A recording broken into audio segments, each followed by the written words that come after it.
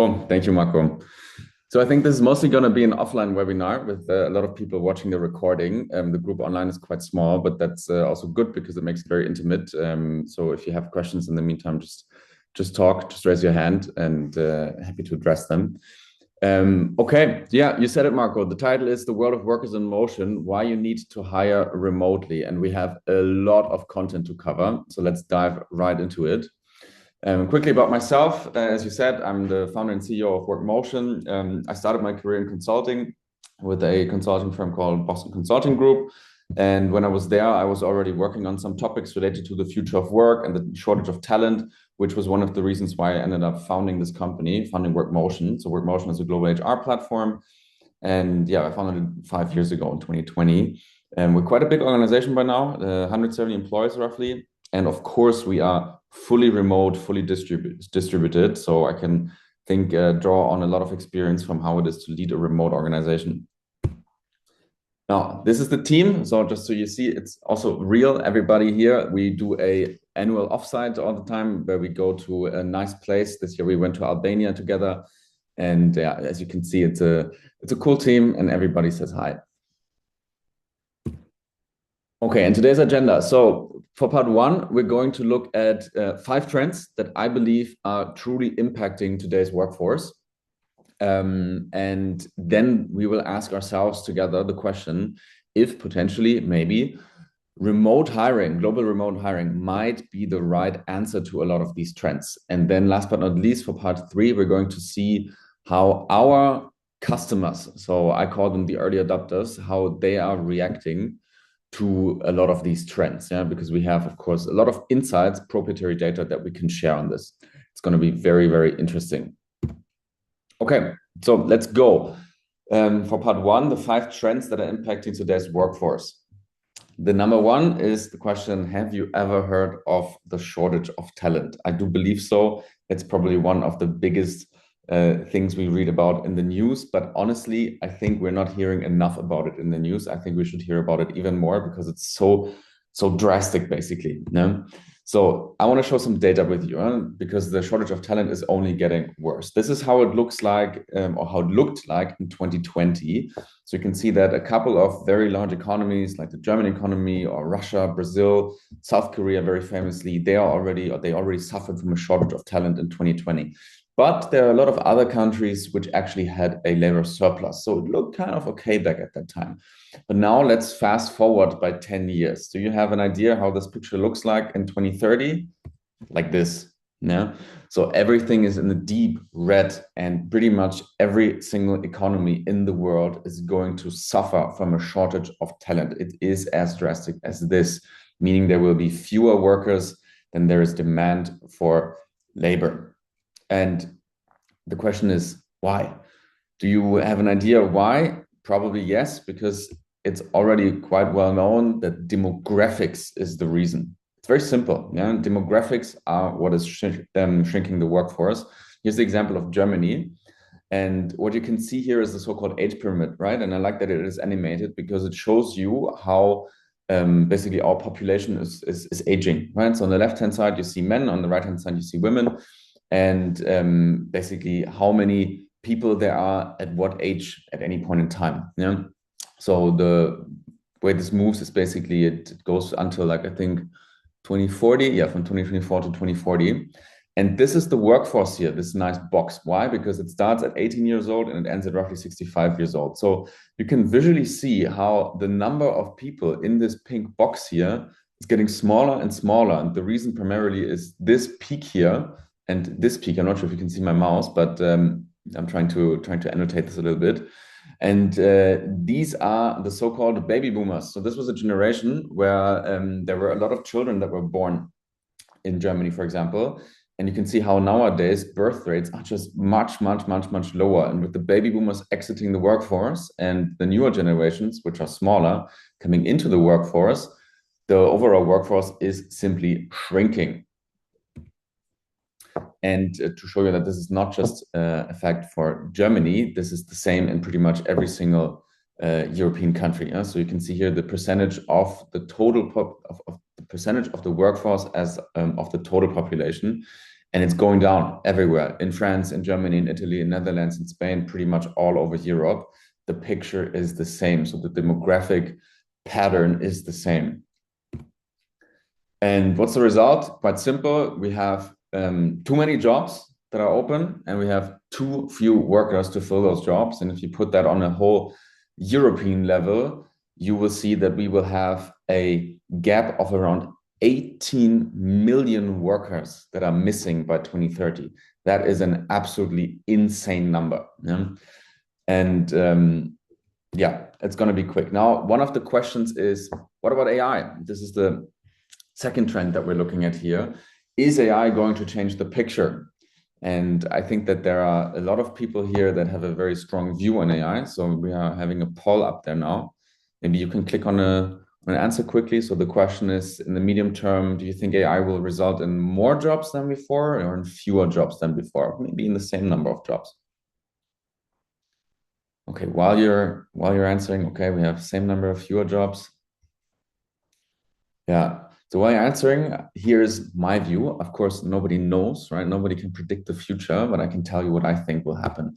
So I think that AI is not going to decrease job demand. I think it's simply going to reshape job demand. And what we're looking at here on the right-hand side is a couple of jobs and how basically the demand for those jobs has changed or is changing in the next 5 years. And if we look at a few examples here, what's interesting is that there are job types like an AI and machine learning specialist or like an autonomous and electric vehicle specialist. These are jobs that are crazy high in demand. Like 10 years ago, like these jobs didn't even exist, right? So I mean, this is a clear proof point that there are new jobs popping up out of nowhere that are basically resulting from this massive change that comes from AI. On the other hand, of course, there are some jobs like administrative assistants or maybe cashiers that can actually be automated either with AI or with basic automation. And those jobs are, of course, declining.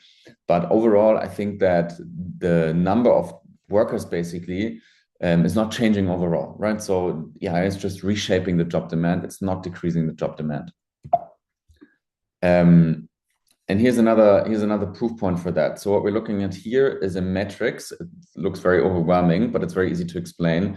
It shows the percentage of employers that consider certain things as a core skill, and forget about all these different skills. Let's just look at AI here, which is highlighted in pink, and you can see that at the bottom, it's the share of employers that consider AI already as a core skill in 2025. This is roughly 45%, so not that many. But on the left-hand side, you see how many employers think AI will be a core skill in 2030. And here we are near 90%. Yeah? So it's very clear that all employers think that, that AI is going to be one of the most important skills for any employee in the near future. And this, in fact, is just making the situation a little bit worse or even worse, because what we need anyways in the workforce is reskilling. And this is a survey that was done by the World Economic Forum, and with the results showing that out of 100 workers that we have in the workforce today, roughly 59 will need reskilling or upskilling, yeah? Because the job landscape is changing so drastically. And of course, AI is one of the things that are heavily contributing to this. So this is crazy, right? This tells me that we do not only have not enough workers, now we also realize that we have the wrong workers, right? Or the workers are not skilled to keep up with the skills that we are requiring from them.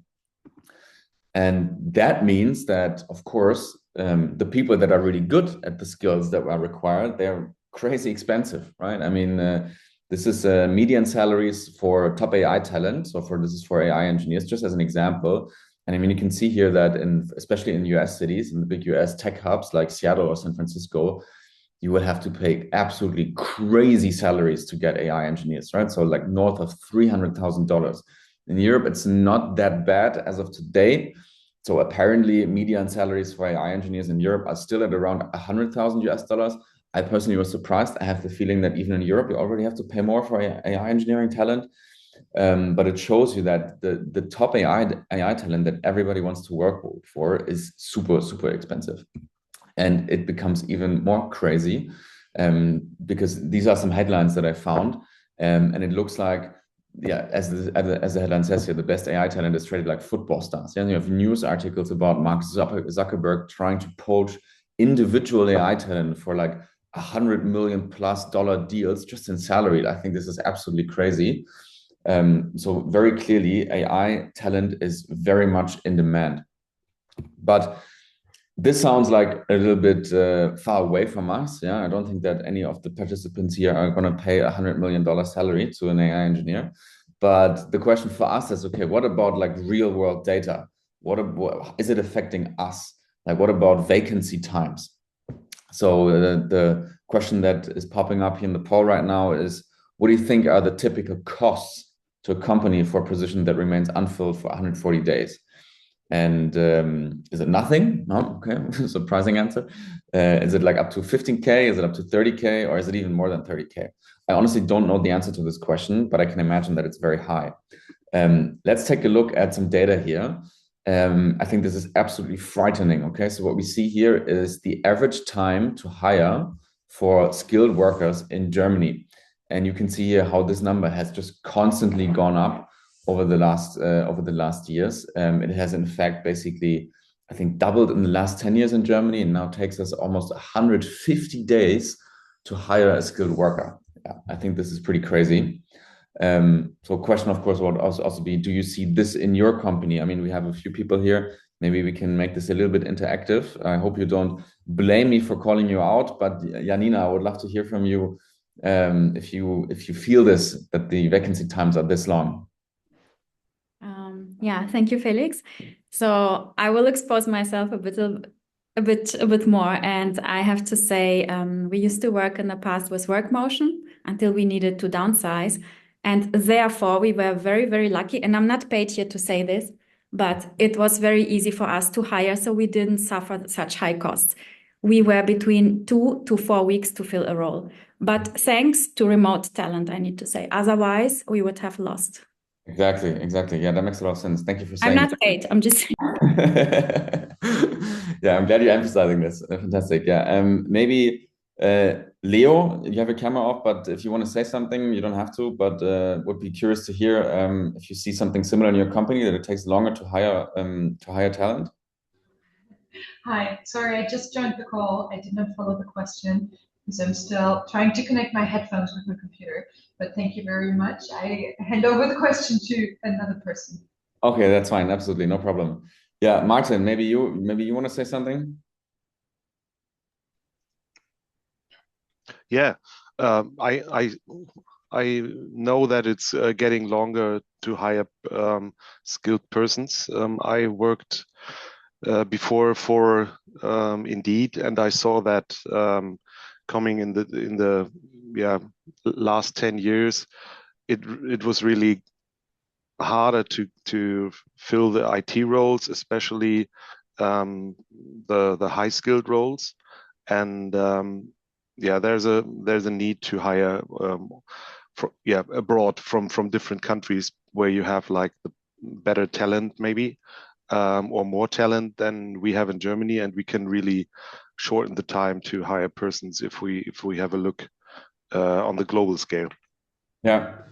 Nice. I mean, we already have some progressive thinkers here on this call, because you're already thinking about remote work and how this is basically helping with this massive issue. I think the statistics here from the German Federal Employment Agency, they very much point to local roles, right?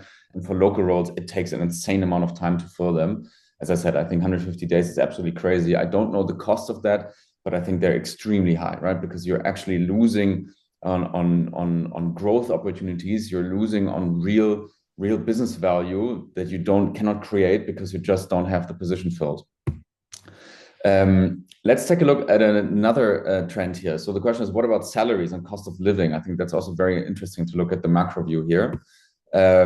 So the cost of living, especially in big cities, is absolutely skyrocketing. I mean, I'm from Berlin. I live in Berlin right now.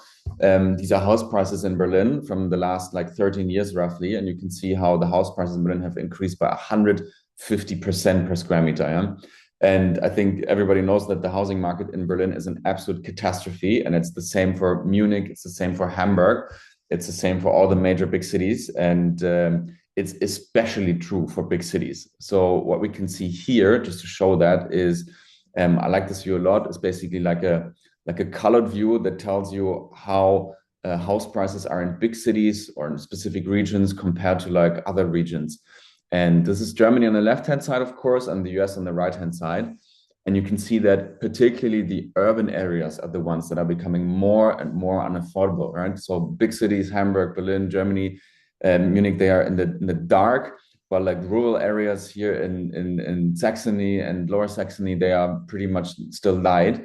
And in the US, this is even more extreme, right? I mean, you probably know that housing in the Bay Area is pretty much completely unaffordable, whereas in like more rural areas, it is actually affordable. So we have this crazy diversion of cost of living between big cities and rural areas. And in general, what you also have is that wages are just not keeping up. Yeah? So I just showed you that housing prices in Berlin went up by 150% in the last 13 years. Nominal wages only went up by 50% in the same time. So how are we all going to afford housing? Yeah? I mean, this is crazy. And I think many people can relate to this, that it's just becoming more unaffordable to live in these big cities. And the last trend of the 5 that we're looking at now is about the newer generation. So the question is, where do they actually want to work? And here there was a study that has asked a lot of Gen Z workers, and also to me, no surprise, only 1 out of 10 actually wants to work in the office. All the others prefer some sort of remote setup, hybrid setup, but definitely not full-time office. And here, this is some data. You can see here the number of remote workers. That's the orange line, how this has increased over time. And we're talking about millions here, right? So we're already at 100 million completely remote workers right now. Then you have digital nomads, which are even increasing exponentially. So the trend to me is very, very clear that people want to work remotely. They want to have some freedom of choice when it comes to location. This old model of traveling to the office every day and spending there 9 hours from 9 to 5 or something is just outdated. So my summary of the 5 trends is basically the shortage of talent is getting worse. And not just in Germany, but everywhere in Europe. AI is not really helping with that. It's, instead of decreasing job demand, it's just reshaping job demand. Then number 3, it takes us more and more time to fill roles. At the same time, big city life is just unaffordable at this point, and employers demand more flexibility. And you can see that all of these trends kind of already hint into a certain direction, right? And so the question for me that I want to answer is remote hiring the answer to all of this? Of course, I'm going to say yes. So we have here some interesting data, right? This is also probably nothing new to you. We're looking at office attendance levels and comparing pre-COVID levels to today's levels.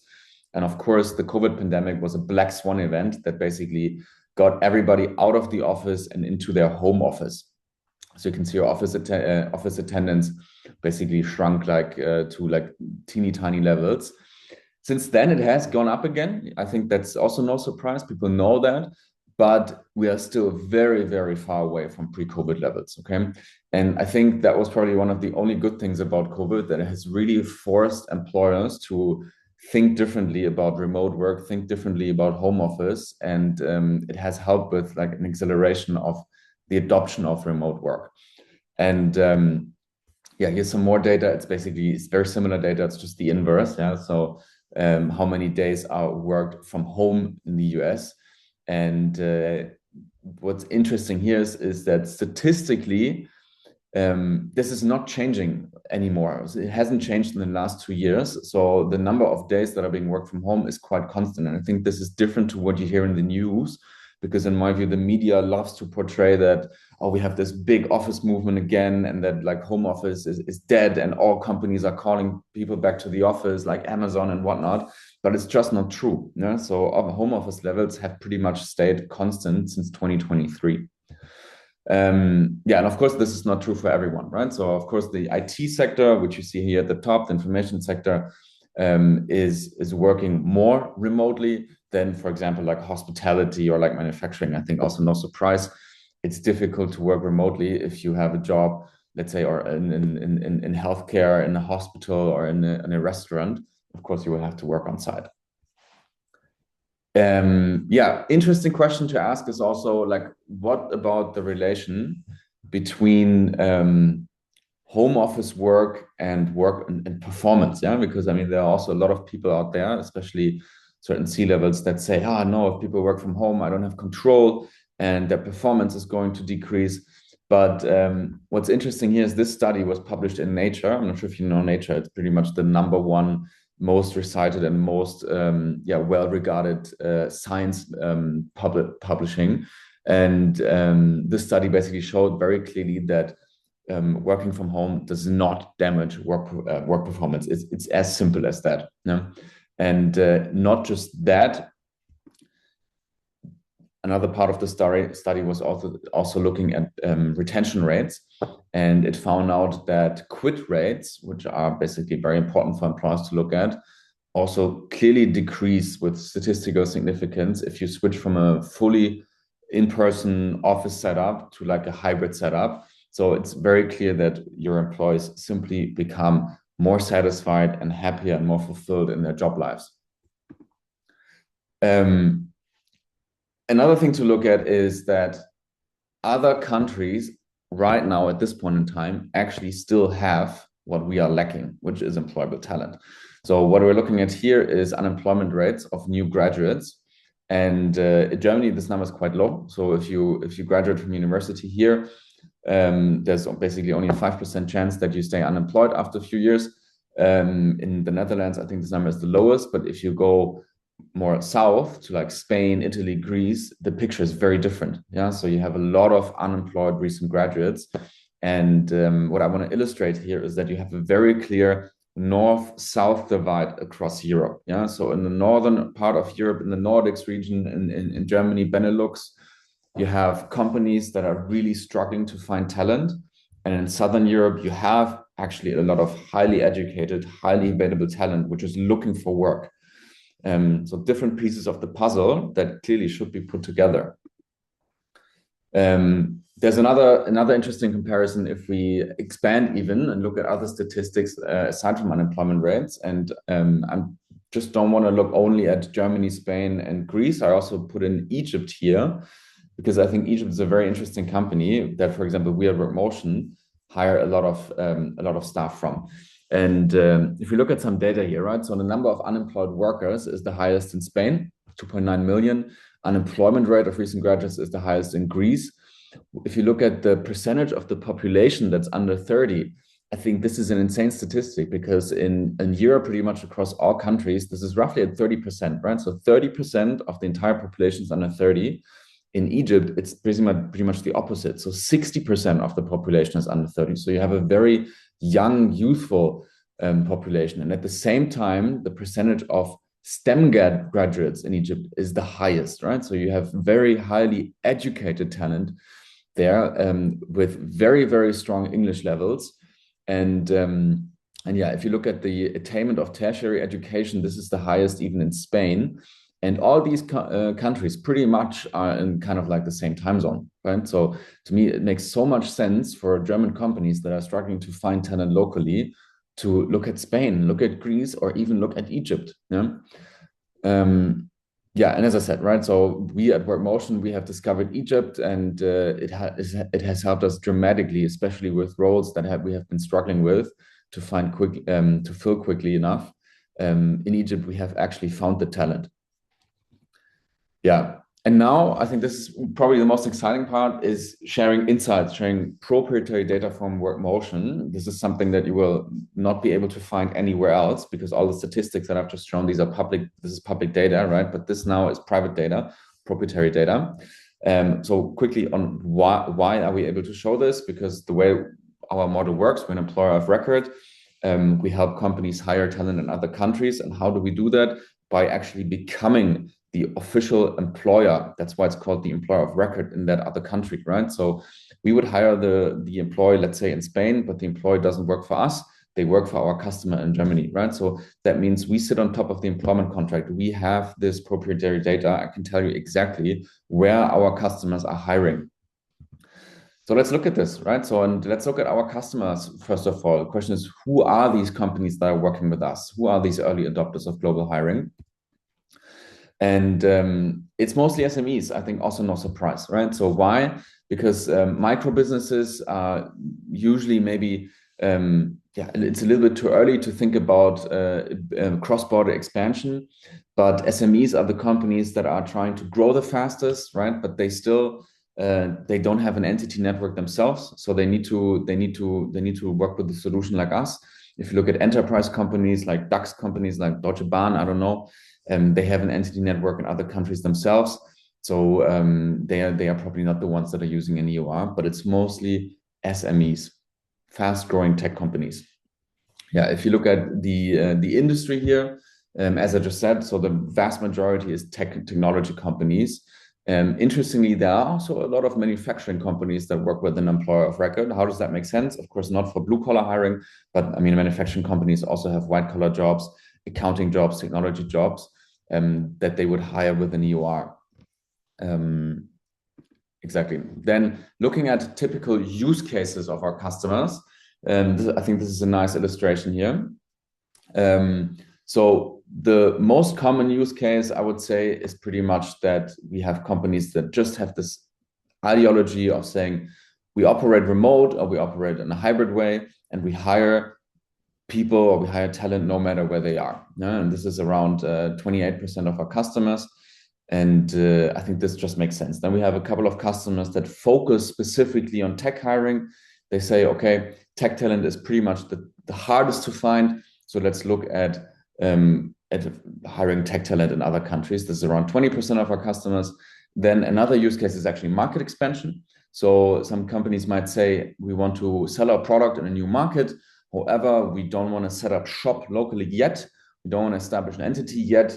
Let's start by hiring maybe a few sales executives, maybe a few business development representatives, but let's hire them via an EOR and then see how it goes, right? This is very useful. And and then we have a lot of single use cases, and you would be surprised how many companies are actually using an employer of record. Sometimes even the most conservative companies, they have this one person, this one very important person that wants to move back to their home country, visit and live with their family, and then they would hire the person locally with an employer of record. So you also see a lot of these single use cases. And then here are some interesting quotes from some of the customers that we work with. I mean, Datadog is a well-known company. They pretty much work with Workmotion to hire software engineering talent. Then we work with a marketing agency in Switzerland from Peach, who has this amazing philosophy of saying, hey, we just hire the best people anywhere. We don't want to limit ourselves to Switzerland only, because I mean, in Switzerland, the local labor market is in fact just too small. And we work with a company called Once. And Once has also realized that, of course, labor costs in other countries can often be lower than in Germany. So this is also an interesting aspect. Okay, we had a question here. In which countries do DACH companies most frequently hire remote employees? I think this relates to one of the next slides.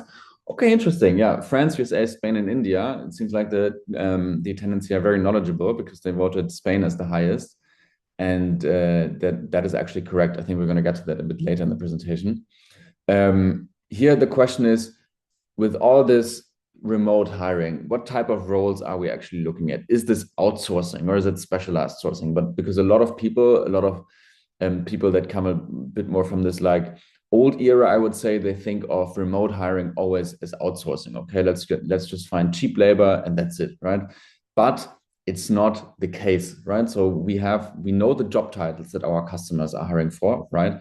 And you can see here that in fact, it's mostly mid-level roles and even senior roles that are being hired. I also find it interesting that there's a spike here for head of roles and director roles even, right? So these are very, very senior people, like support roles or like individual contributor roles at like specialist level. They are actually rather the exception, I would say.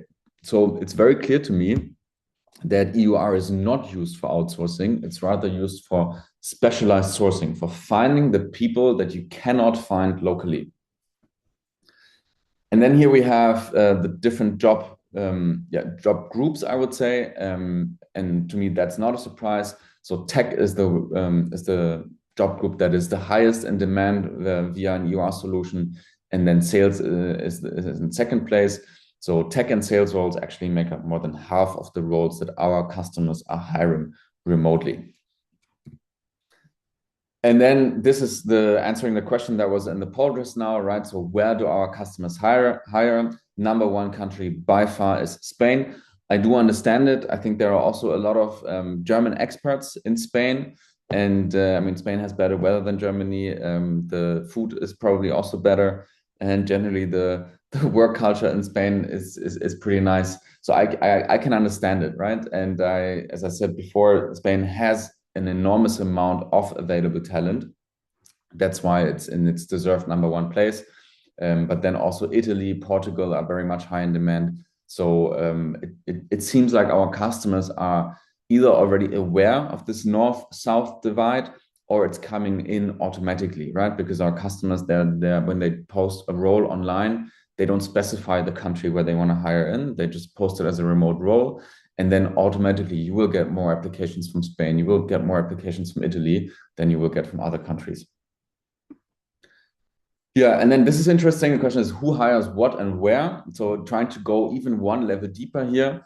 And what you will find is that German companies, if they want to go for tech hiring, they primarily go to Spain and Italy. If they look for sales and business development hiring, they also hire a lot in the UK. I think that's also natural because a lot of German companies try to sell their products in the UK. And that's where you can obviously find local talent and English-speaking sales roles. In the UK, it's pretty much similar in terms of technology hiring. So also Spain is very high in demand, Italy and Portugal, but interestingly also Germany. And for sales and business development roles, it's also Spain, where you also have a lot of strong English speakers. Again, also Germany, because UK companies would sell their products in Germany or even Canada. Yeah, I think this is also interesting to see. And then, you can fill roles faster and you can fill them at lower costs. This is an aspect so about the faster we've already talked about the vacancy times, right? So here, this is a quick customer case study. It's anonymous, but we had a company that we worked with that was really, really struggling to find a software developer in Germany. And they posted the role online. They got like 20 applications in a month, and they couldn't fill the role. And I think actually this was even a company that was not based in Berlin. They were based in some sort of rather remote location in Germany. And then they said, okay, we have to post this online and let's specifically look for people in Romania, because I think their head of tech development, he had heard very good things about tech talent in Romania, and boom, 120 applications in just 3 days. And they were completely surprised how much of a difference this actually makes, right? So it was the same position, the exact same expectations, but the outcome, of course, was completely different. And why would you do that with an EOR? I mean, this is a bit of marketing from my side right now, right? So if you have the option of hiring someone locally with an entity, this would take a long time. It takes up to 9 months to build an entity locally, for example, in Romania. So the other option is to just start right now, and that's what you can do if you work with an employer of record provider. We have, I think, just a few more slides, and then we're also done with the data. This is the last aspect here is about looking at costs. So of course, salary levels are different in different countries, right? So if this is Germany indexed at 1.0, and no surprise, salaries in Switzerland and in the US are significantly higher, but salaries in Southern Europe, where the talent is available, are also significantly lower, right? So for the same skills and the same output in Spain, in Italy, and in Portugal, you have to pay only, let's say, 20% less than in Germany. If you look at countries like Greece or like Poland, it's even like 40-50% lower. And if you look at like India or Egypt, this is even like 70 to 80% lower, right? So you can get the same results at a fraction of the cost. To make this more specific, here are some specific roles from a few example companies. So software engineer that in Germany costs, let's say, close to 100K. In Switzerland, this person would cost close to like 200K a year. In Greece, it only costs like 50K, and in Egypt, only like 41K. If you look at BDR talent, BDRs in Germany cost around like 58K on average. In Egypt, it's only 10K, right? So you can effectively hire 5 BDRs in Egypt for the cost of 1 BDR in Germany. So think about all the opportunities that you have by leveraging talent in other countries. Yeah, I think that's it. So summary here would be that, in my view, remote work is not a perk. Yeah, it's a solution that companies have to go to for significant and severe macro problems. So Northern European countries and companies that are based in these Northern European countries, they are suffering from a shortage of talent.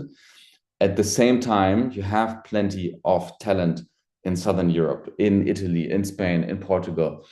And you can hire remote talent quite easily across all different levels, across all different positions. It's not just low-level outsourcing. It's like specialized sourcing for really experienced and really strong talent. You can primarily hire in tech and sales, but also all types of back office roles, right? And COVID has had one benefit to it, which is it has really taught us how to work remotely. So there's no need for relocation anymore. I'm always saying, instead of bringing the people to the jobs, what we can do now is we can bring the jobs to the people. That way it makes much more sense. And remote work does not diminish job performance. It increases employee satisfaction at the same time. And if you're lucky, you can even save costs, because the salary levels in Southern Europe are much, much lower than they are in Germany. Yeah, and I think that's it from my side. I hope this was interesting, and happy to have a bit of a discussion now. Thank you, Felix. Really, really eye-opening presentation. There's so much to unpack there. I feel like I need to rewatch it. In any case, we should keep this going. I've had some messages coming in, some questions, especially one pertaining to the last thing you spoke about, which is COVID and how it affected all of us in the workspace. So when we shifted to remote work because of the pandemic, we noticed that it affected our team connection and communication. I think this is something that everyone has felt to some degree or another. What do you at Workmotion do to counter that? Yeah, interesting question. So I always say that I don't think that company culture is built by having some conversations at the water cooler in the office where you're like, yeah, how was your weekend? Good. How was yours? Yeah, good. Thank you. Bye. I think company culture is built differently. I think company culture is built by actually collaborating with each other and helping people out when they need your help, and showing up and working as a team instead of as individuals. And you can do that remotely. You don't have to be in an office for that. I would very confidently say that we have an absolutely fantastic work culture at Workmotion, even though we're a completely remote company. But new joiners that come to our company, they always say they have never, ever worked in such a collaborative environment before. And I do believe them. And I think it's about making sure that people work on meaningful problems. I want them to enjoy their work. I want them to know why they work on things, to understand the context. And then it becomes easy to enjoy work and to also feel connected to your peers, because you're all working on the same things. You're all working and pulling on the same strings and working in the same direction. And just because you're sitting in the office next to each other doesn't necessarily help. So that's kind of like my view on that. All right. We've got another one coming in saying, from a leadership perspective, global hiring seems like an exciting opportunity, but also a big step. What would you recommend as a realistic first step for a company at our stage? Okay, interesting. So at our stage means basically a company that hasn't hired remotely before and is exploring this for the first time now. Yeah, I would say just do it. Yeah, I mean, there's it's not something that you can study beforehand, and where there's like a guide to remote hiring and a guide to remote leadership. There's a lot of things that you will have to learn basically as you go, and probably it makes sense to not just replace your entire local workforce with a remote workforce at once, but start with hiring one person remotely, see how that goes, make sure they're really, really well integrated into the team. Think about that consciously, right? And then I think that's going to work out. I mean, one very specific piece of advice I can give is around over communication. When you are in a remote setup, you always have to over communicate, right? So the one thing that an office has that a remote organization doesn't have is this like indirect communication where people hear things about conversations at the desk next to them. So they pick up a lot of things here and there. This kind of like gets lost in a remote setup. So you have to be really intentional about the messages that you want to communicate. And especially if you get started by hiring one person remotely and maybe another person sits in the office, you have to be aware that they might miss out on these side conversations. So you really have to be intentional about getting them up to speed and making sure that you repeat the same messages again and again and again to make sure that they're all on the same page. All right, that's a fair point. Definitely something for any prospective remote hirers to think about more. We've got one last question coming in here, unless there's anyone in the chat who hasn't had a chance to speak up yet. I've got one here that says, we occasionally come across great talent abroad, but have hesitated because of the legal complexity. If I already have a strong candidate in mind in another country, what would the next steps look like with your employee of record model look Yeah. like? Yeah. So the whole idea of employer of record is to take away all these complexities about compliance, right? So if you're by yourself, this can be very overwhelming. I totally understand that. You have to think about, okay, how does the labor law look like in that other country? How do I set up an entity? It can get really complex, but with an employer of record, you don't have to do any of that, right? So we take care of everything from the onboarding, from the employment contract to payroll, payments, even the offboarding at some point. So you really, really don't have to worry about anything, and it can be done super, super fast, right? So if you reach out to us today, we can hire the person, the candidate that you have in mind. We can hire them effectively tomorrow because we are experts in that country, very likely. I don't know what this country is about, but we are experts in pretty much every single country in the world. We have hired in every country in the world for our customers. So I think that's the easiest way to just work with a strong partner that knows what they're doing. And I can be proud to say that we are that partner. I mean, I just work for Startup Insider, but this sounds very inspiring, really an incredible service that you're able to provide. And I really hope that we hear more from you in the future. Cool. Good. Thank you so much for this amazing presentation, and to everyone who's been here for fantastic participation. Really great questions that we got in as well. Thank you, Felix. Really amazing job, as well as Workmotion for your collaboration with us.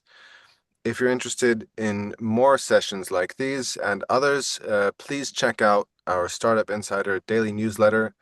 That's where we share all the upcoming webinars and new podcast episodes.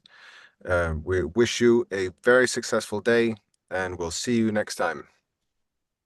Thank you so much for joining, and thanks for having me. Thank you. Bye-bye. Take care. Bye.